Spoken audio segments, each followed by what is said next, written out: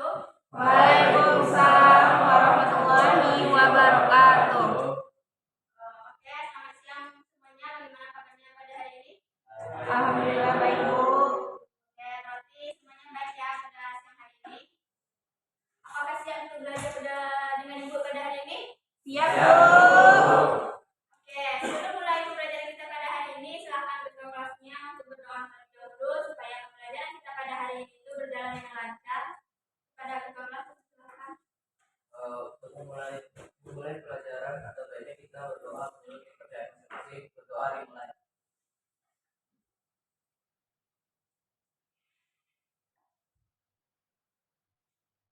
Berdoa selesai. Saya mau bertanya, apakah di kelas ini hadir semuanya atau ada yang tidak hadir? Hadir semua, Bu. Oke, berarti di kelas ini semuanya Anda rajin ya. Oke, sebelum mulai pembelajaran kita pada hari ini, silakan duduknya dirapikan terlebih dahulu. Jika ada meja dan kursinya yang belum rapi, tolong dirapikan. Dan jika ada sampah di mejanya masing-masing, silakan dibuang terlebih dahulu.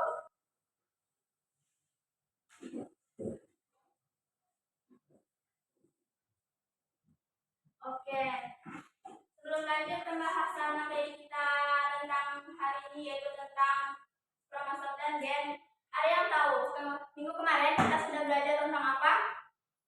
Sudah bilang? Nah, minggu kemarin kita sudah belajar tentang kromosom ya. Walaupun minggu kemarin kita hanya membahas sedikit saja mengenai kromosom, maka sekarang kita akan membahas secara dalam lagi tentang kromosom dan juga kita tambah dengan gen. Oke, siapa yang tahu apa itu kromosom? Bila kromosom adalah struktur nukleoprotein yang membawa informasi genetik. Kalau struktur ini terletak di sel yang diatur oleh sel. Benar ya, apa yang dibilang Nabila, bahwa kromosom itu merupakan pembawa gen yang terdapat di dalam inti sel atau nukleus, di mana kromosom ini berbentuk seperti benang-benang halus. Oke, sebelum kita masuk materi untuk pembahasan lebih lanjutnya, Ibu akan sedikit memberikan motivasi untuk kalian semua. Di mana motivasinya itu tidak ada rahasia untuk sukses. Ini adalah hasil dari persiapan, kerja keras, dan belajar dari kegagalan. Ada yang tahu apa makna dari motivasi tersebut? Kita berawal dari Oke, berarti belum paham ya semuanya. Oke, untuk itu Ibu akan menayangkan sebuah video untuk kalian semua. Silakan videonya disimak dan diperhatikan baik-baik. Nanti Ibu akan tanya apa saja yang kalian ketahui setelah mendengarkan dan memperhatikan video depan.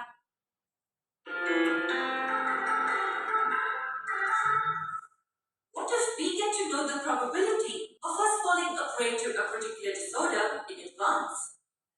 What if we can predict serious disorders like cancer using simple medical testing? Is that possible? Or is it just fiction? Well, no. It's already been done. The concept of genetic testing, or the technique in which our genes or chromosomes are tested, help us here. So what are chromosomes? We've always come across the same. Humans have 23 pairs of chromosomes. But what are they made up of? And where are they actually located in the cell? Let's try and answer all of these queries in this session. Here we have this simple cell as an example. Can you see the thread-like structures here in the nucleus? These threads are called chromatids. They are usually tangled in this fashion when present in a regular active cell. But what if the cell has to undergo division? Is it possible to divide this single cell into two equal halves with such a tangled bundle of threads? Of course not. Imagine we have these different colored threads tangled together. If we were to separate them, then what should be the first thing we should do? We will first separate each thread and then make separate bunches. In a similar way, even the cells separate these chromatin threads. This process is aided by condensation of the threads. It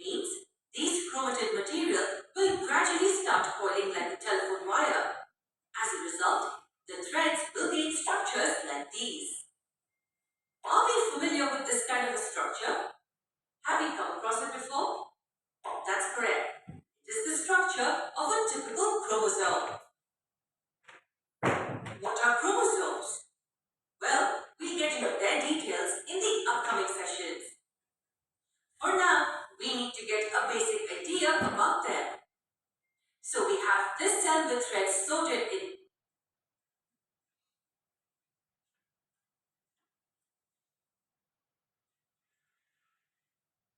Baik, itulah video dari pembelajaran kita pada siang hari ini.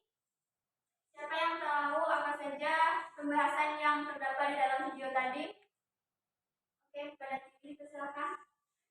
Dalam memahami topik ini kita memang cukup menarik. Namun untuk memahaminya, kita perlu mengetahui satuan keturunannya terlebih dahulu. Apa saja satuan tersebut? Apa saja faktor yang membawa informasi dari satu generasi ke generasi lainnya? Kromatid, kromosom, gen, dan DNA. Nah, dalam video ada beberapa pembahasan yaitu kromatid atau kondensasi benang, apa itu kromosom, gen, molekul DNA, dan materi genetik. Baik, nanti itu ya yang terdapat di dalam video. Jadi setelah itu ibu akan memberikan sedikit penjelasan atau penguatan materi mengenai kromosom dan juga gen. Pada yang pertama kita akan membahas yaitu tentang kromosom. Dimulai dari pengertian kromosom. Untuk Dani, apakah bisa baca seperti di depan? Yang kromosom itu adalah pembawa gen yang terdapat di dalam sel atau nukleus. Kromosom berasal dari bahasa Yunani yaitu dari kata krom yang berarti warna dan soma yang berarti badan. Kromosom dapat diartikan sebagai badan yang mampu mengindap warna. Istilah kromosom digunakan pertama kali oleh Webber pada tahun 1888. Seperti itu ya, bahwa kromosom itu merupakan pembawa gen yang terdapat di dalam inti sel atau sering kita kenal dengan nama nukleus, di mana kromosom itu berbentuk seperti lurus, ada juga seperti batang ataupun bengkok. Di mana kromosom itu bentuknya strukturnya itu seperti benang halus. Setiap makhluk hidup itu memiliki kromosom yang berbeda-beda, di mana ukuran dari kromosom itu juga berbeda-beda. Terutama pada manusia, kromosom itu berjumlah 23 pasang atau 46 buah, di mana 22 pasangnya terdiri dari kromosom autosom dan sepasangnya lagi untuk kromosom gonosom. Kemudian yang selanjutnya yaitu ada struktur dari kromosom, di mana struktur dari kromosom itu terdiri atas 4. Yang pertama yaitu ada telomer, kemudian ada kromatid. Kromatid ini terdiri dari 4 kromatid yang identik. Kemudian ada lengan dari kromosom, yang mana lengan yang di atas ini disebut dengan lengan pendek. Kemudian yang lengan di bawah ini adalah lengan panjang. Kemudian yang bulat kecil di tengah yang berwarna merah itu disebut dengan sentromer. Kemudian kalau kromatid itu adalah lengan dari kromosom yang melekat di sentromer.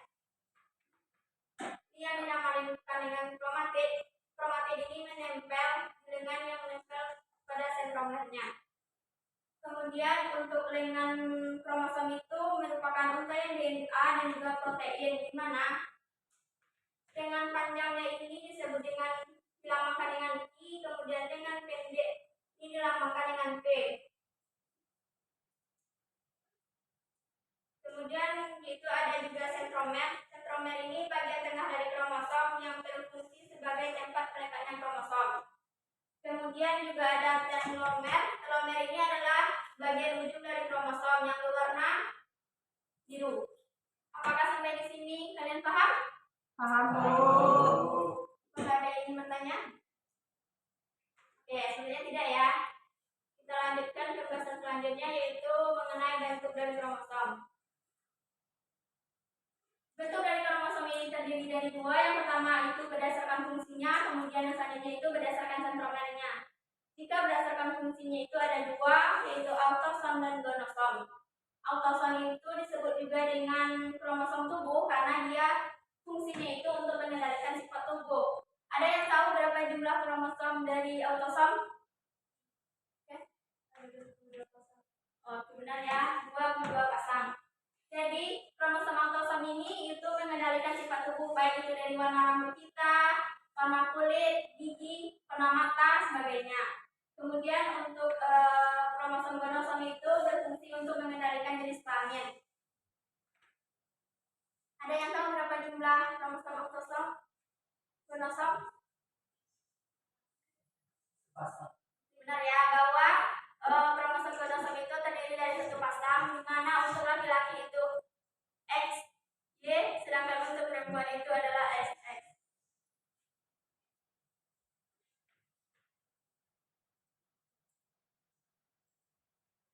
Kemudian yang selanjutnya itu berdasarkan sentromer, di mana kromosom itu jika didasarkan pada sentromer itu terdapat empat. Yang pertama ada metasentrik, kemudian submetasentrik, akrosentrik, dan juga telosentrik. Ada yang tahu apa perbedaan dari keempat kromosom ini?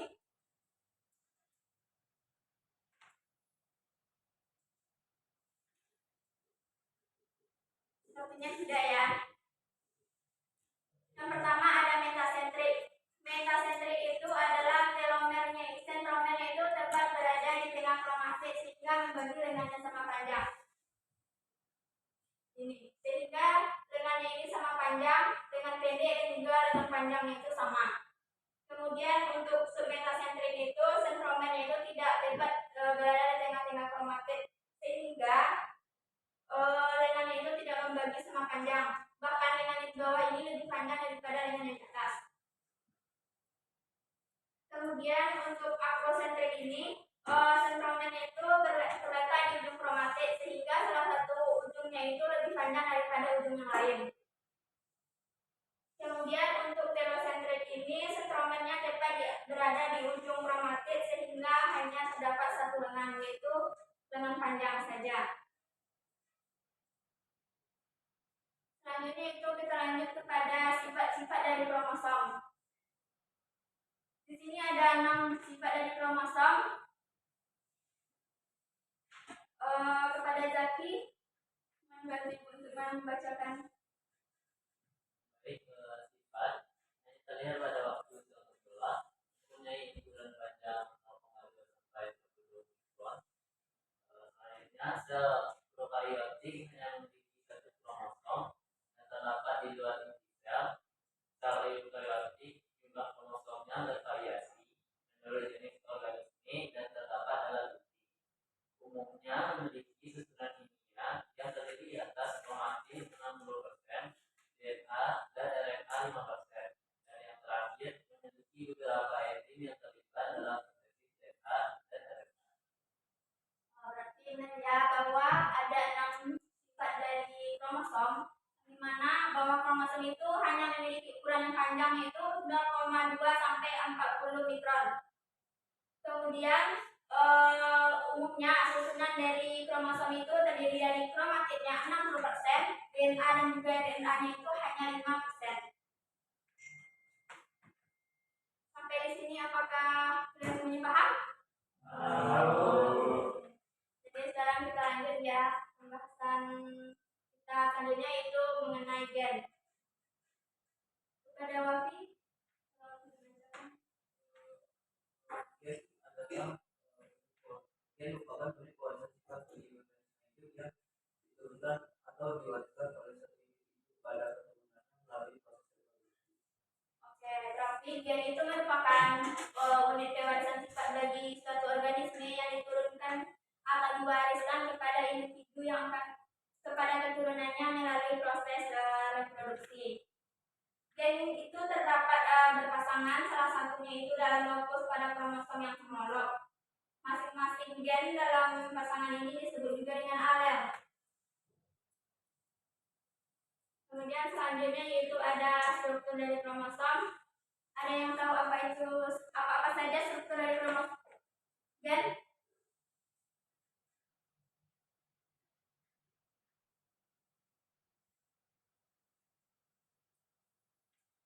Oke, sepertinya kalian tidak tahu ya karena ini materi baru yang belum pernah dijelaskan ya di kelas ini. Oke, yang mana di pertama struktur dari gen itu yang terdapat ada promotor. Promotor itu adalah daerah sekuens yang mengikat enzim RNA polimerase dengan mengawali transkrip. Kemudian ada ekson. Di sini ada ekson yaitu daerah sekuens yang menyandang asam amino dalam protein. Kemudian ada juga intron menyandang asap amino.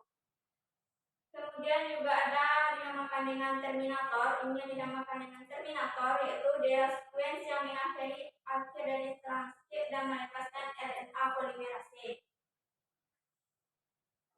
Kemudian selanjutnya yaitu ada kita bahas sifat dari kromosom, di mana sifat kromosom itu yang utamanya ada 4. Yang pertama itu mengandung informasi genetik. Setiap DNA itu pasti mengandung informasi genetik.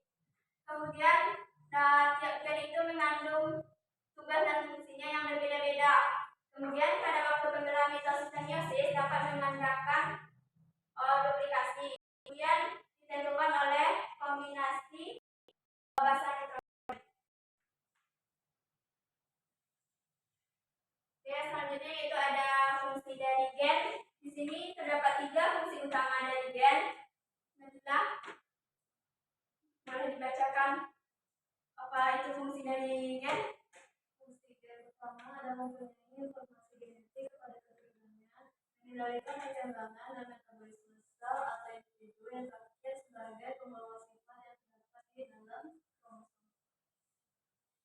Oke, berarti itu ya sifat bahwa fungsi dari DNA itu yang pertama, DNA itu membawa informasi genetik pada keturunannya, kemudian mengendalikan perkembangan metabolisme atau juga individu, kemudian juga sebagai pembawa sifat yang terdapat di dalam kromosom. Jadi hanya itulah daripada kita pada siang ini. Apakah sampai di sini kalian semuanya paham? Paham, Bu. Oke, karena kalian semuanya sudah paham, sekarang Ibu akan membagi kalian menjadi 3 kelompok. Ibu akan membagi nama-nama kalian, silahkan duduknya per kelompok ya.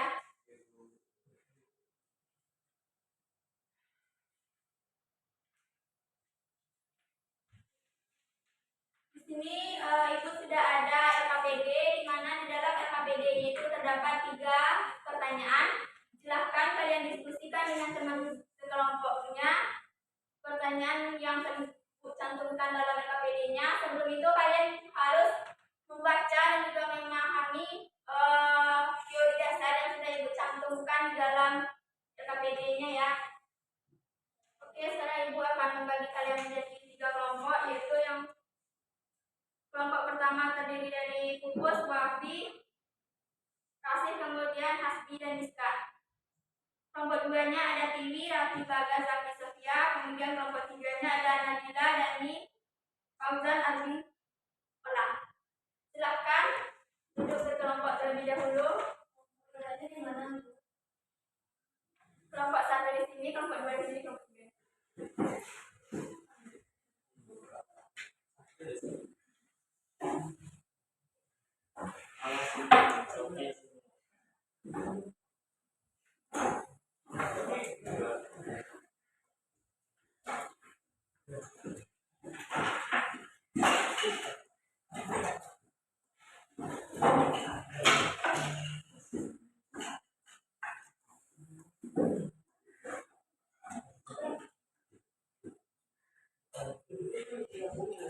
Oke, sudah duduk berkelompok semuanya? Oke, sekarang Ibu akan membagikan kepada masing-masing kelompoknya itu RKPD.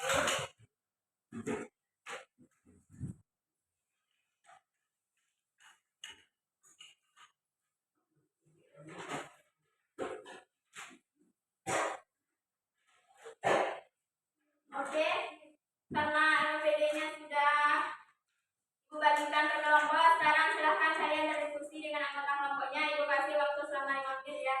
Ya, Bu. Berdiskusi.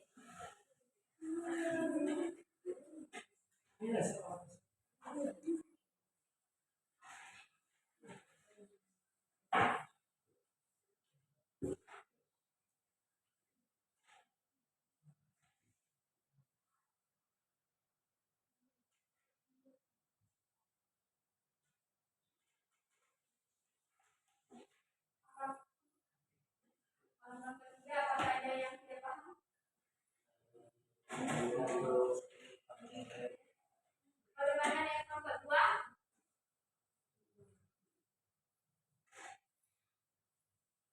Kelompok 1, apakah ada ada kendala? Tidak, Bu.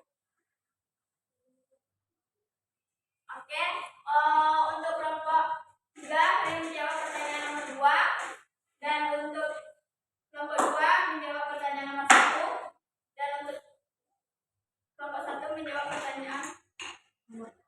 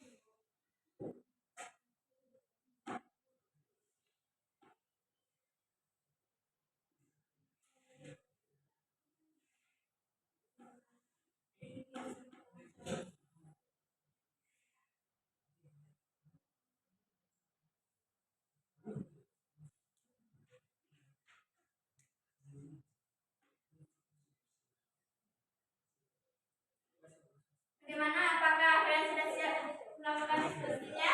Belum, Bu. Oke, jika belum silahkan lakukan diskusi, jangan mengobrol dengan temannya ya.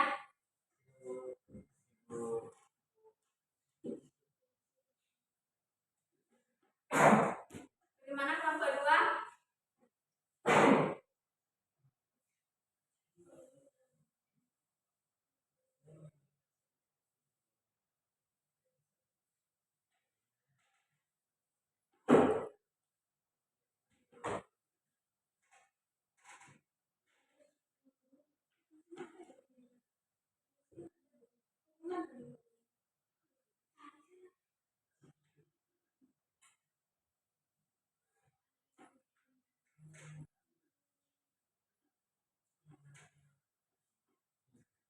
Oke, karena waktu diskusinya sudah habis, sekarang silahkan perwakilan dari masing-masing kelompoknya maju ke depan dan membacakan hasil diskusi kelompoknya. Kepada perwakilan kelompok 1, 2, dan 3 dipersilakan.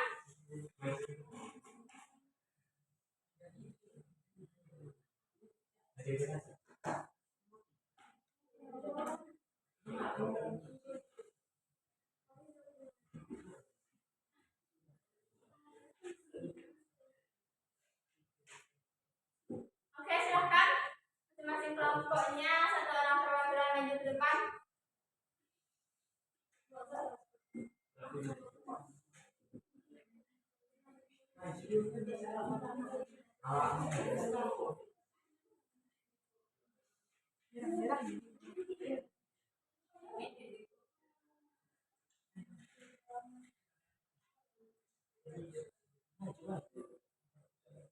Oke, silahkan maju ke depan. Kalau lagi tidak ada yang maju, berarti di akhir pembelajaran nanti kalian akan ada quiz ya. Tidak ada yang maju. Tidak, Bu. Oke, maka dari itu silahkan perwakilannya maju.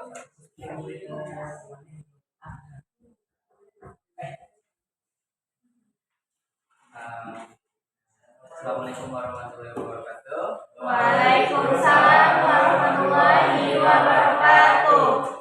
Saya Dani, perwakilan dari kelompok 3. Hubungan antara gen dan kromosom, yaitu gen adalah bagian dari DNA. DNA sendiri terdapat di dalam kromosom. Dalam konteks ini, gen adalah seperti kalimat yang ada di dalam buku yang disebut dengan DNA. Kromosom adalah buku yang menyimpan buku dan DNA. Gen mengandung informasi informasi untuk membentuk protein atau RNA yang memiliki fungsi biologis.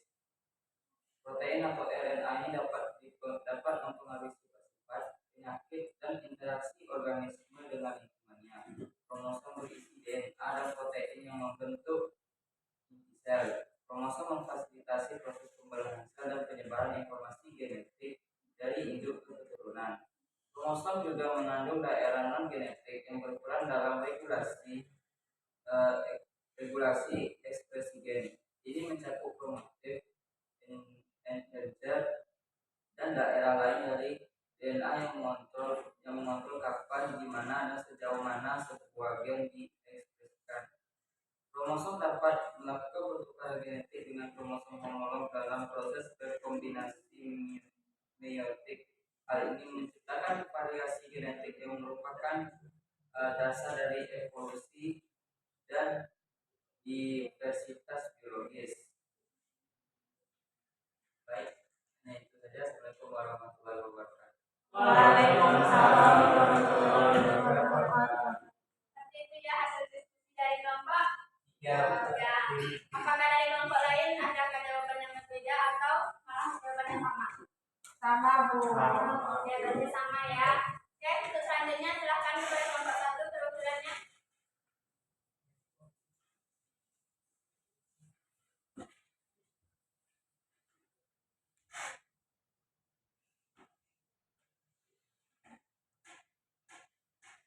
Baiklah, saya dari kelompok 1 perwakilan dari perkenalkan saya Wafi, perwakilan dari kelompok 1 akan menjawab pertanyaan.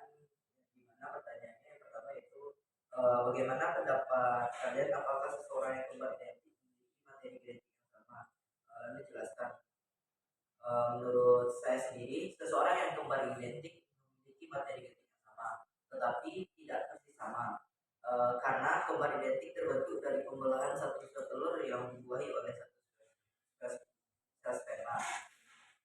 Meskipun kedua zigot tersebut berasal dari sumber informasi genetik yang sama, mereka dapat mengalami perubahan selama perkembangan di dalam rahim. Perubahan ini dapat disebabkan oleh lingkungan, pola makan, atau epigenetik namanya. Salah satu penelitian terbaru yang sudah saya temukan menunjukkan bahwa kembar identik tidak persis sama secara genetik. Meskipun memiliki DNA yang sangat mirip, penelitian ini dilakukan oleh para ilmuwan di Islandia yang mengurutkan DNA dari 387 pasang kembar identik dan orang tua mereka. Hasilnya menunjukkan bahwa ada variasi genetik antara pasangan kembar identik, meskipun angka yang diperlukan sangat sedikit, yang hanya berkisar 0,0001% saja. Lalu pertanyaan kedua, menurut pendapat kalian, apakah kalian setuju bahwa pada umumnya kembar identik didasarkan dari foto keturunan? Menurut pendapat saya tidak sepenuhnya setuju bahwa pada umumnya kembar identik berasal dari foto keturunan. Menurut beberapa sumber yang sudah saya temukan, kembar identik terjadi secara acak dan tidak dipengaruhi oleh usia ibu ataupun keturunan. Kembar identik hanya terjadi ketika satu sel telur dibuahi oleh satu sel sperma dan membelah nukli menjadi dua. Kembar identik memiliki gen yang sama, tetapi tidak persis sama karena perubahan selama perkembangan di dalam rahim. Sementara itu, kembar tidak identik terjadi ketika dua sel telur dibuahi oleh dua sel sperma dan menempel di rahim ibu.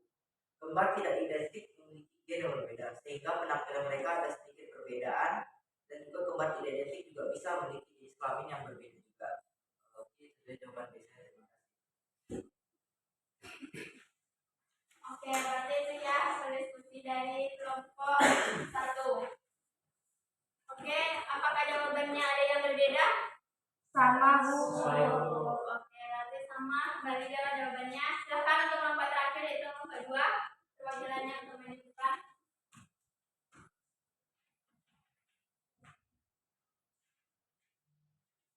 Baiklah, perkenalkan nama saya Zaki dari perwakilan kelompok 2 akan menjawab pertanyaan, yaitu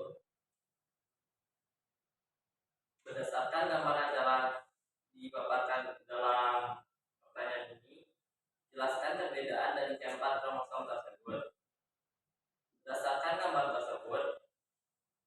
menunjukkan 4 kromosom yang memiliki struktur yang berbeda. Berikut adalah perbedaan dari keempat kromosom tersebut. Kromosom pertama yaitu akrosentris.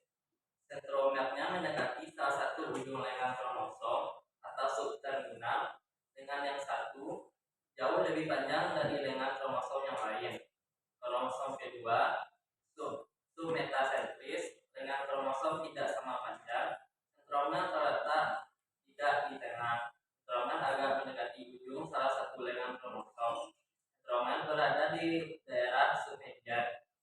Yang ketiga yaitu kromosom metasentris, di mana kromosom metasentris memiliki 2 buah lengan yang sama panjang. Sentromernya tepat ada di tengah. Dan yang terakhir yaitu kromosom telosentris, di mana kromosom telosentris hanya memiliki sebuah lengan karena sentromernya terletak pada ujung salah satu lengan kromosom. Sekian jawaban. Baik, itu hasil diskusi dari kelompok terakhir ya. Jawabannya ada sama atau ada yang berbeda? Sama, Bu. Oke, terima kasih untuk perwakilan masing-masing kelompok pada pembelajaran kali ini.